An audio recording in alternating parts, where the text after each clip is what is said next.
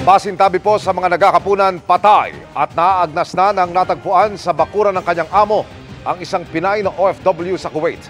Kaya ang kanyang pamilya nananawagan ng hustisya. Nakatutok si Rafi Tima.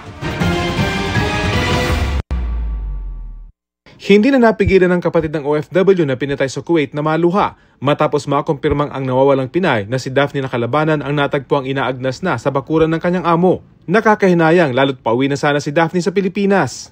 Tinatanong namin siya kailan talaga ang uwi niya. Sabi niya, basta i-surprise ko kayo sa December. Ito pala yung surprise niya. Nang huling makausap noon pang May 2024, wala naman anyang nabanggit na problema ang kapatid. 2 buwan pa lang nawawalang Pinay bago ito i-report ng mismong kapatid ng kanyang amo. Pakiramdam po ba ninyo tinago sa inyo yung insidente? Opo, baalak po talaga na itago po.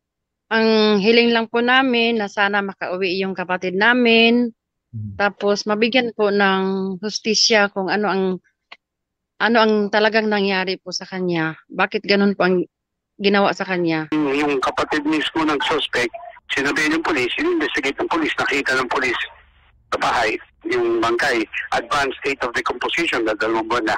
Nakakulong na ang suspect na may criminal record umano batay sa natanggap na impormasyon ng DFA.